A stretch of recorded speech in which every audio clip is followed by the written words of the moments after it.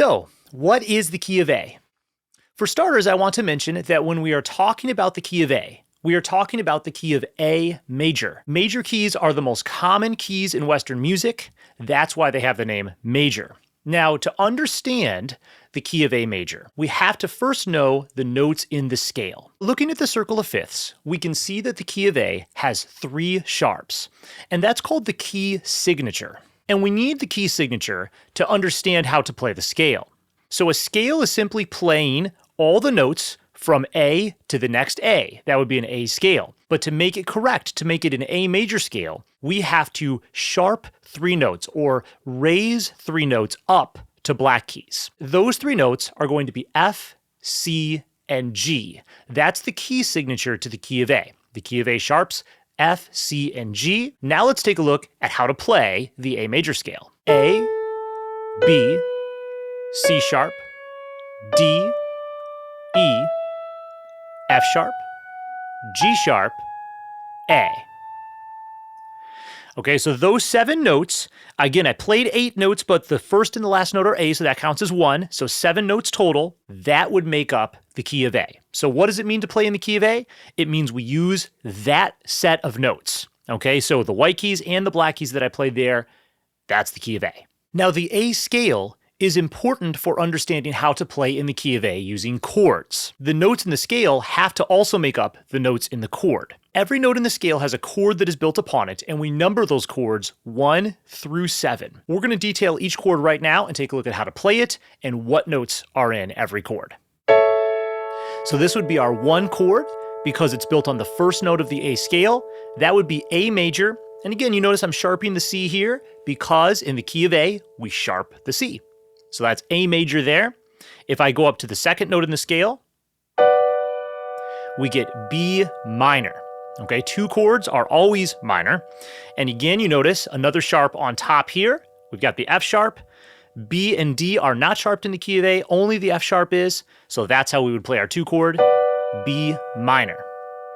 The third note in the scale is the note C sharp. So this chord has its root note on the C sharp. Okay, so we get C sharp, E, G sharp. That would be C sharp minor. That's the minor 3 chord there. 4 chord is D major, F sharp in the middle. The 5 chord is E major. Once again, we can see we got a sharp in the middle. The key of A sharps the G, so we have a G sharp in the 5 chord. 6 chord,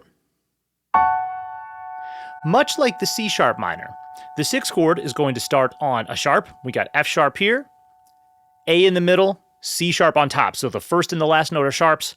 The middle is a natural there. That's the 6th chord. That's going to be the most prominent minor chord in the key of A. Finally, G sharp diminished would be the 7 chord in the key of A. Okay, so we want to think about primary chords. Those are the majors, 1, 4, 5. That's going to be the A chord, the D chord, and the E chord. Okay, so if you see A, D, E grouped together in a song, that's a pretty strong indication that we are in the key of A major. Now, the last thing that I want you to know about the key of A major is its relative minor. Now, remember we talked earlier about major keys being the primary keys in Western music, but there's another kind of key called a minor key, and minor keys are always tied to majors. I recommend knowing your major key really well, and then simply remembering which minor key it's paired to, and then you know your minors also. Okay, now the way to find a relative minor is you go to the first note in your major scale, which in this case is A, and you count down 3 half steps. 1, 2, 3. And there we arrive at the note F sharp. Now this is the first scale we've encountered in our series here on every key in music that begins on a black key. Now, this note is F sharp. This note is also G flat.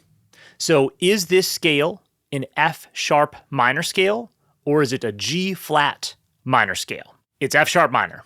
Now, how do we know that? We know that because we know the key of A, right? The key of A is a sharp key. It's on the sharp side of the circle of fifths. It has 3 sharps. It cannot be spelled with flats. It has to be a sharp key. So therefore, its relative minor has to be a sharp key. This is the key of F sharp minor.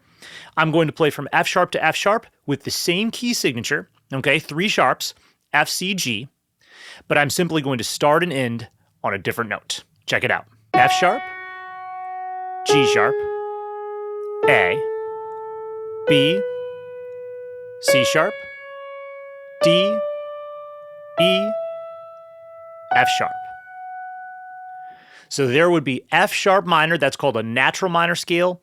That is the relative minor to the key of A. My encouragement to you is to take these 3 pieces of information and memorize them. Memorize the A scale, including the key signature, memorize the chords that go along with the scale, and memorize the relative minor. If you know those 3 things by heart, you should be able to sit down at the piano or pick up the guitar and play in the key of A and understand what that means. It helps you make better sounds quicker because you know what notes sound good together. That's what a key is it's a group of notes that sound good together. It also helps you learn music because if I know that a song is in the key of A, then I know what notes I'm going to be using, I know what chords I'm going to be playing, and that helps me get to my goals quicker, it helps me learn quicker, and that's really the point of these videos and the point of music theory in general. If you found this content helpful, please be sure to subscribe to the channel, like the video, and most importantly, share this content with a friend. That would mean so much to me, and I would greatly appreciate it. I hope you have a wonderful time making music. I'll see you next time.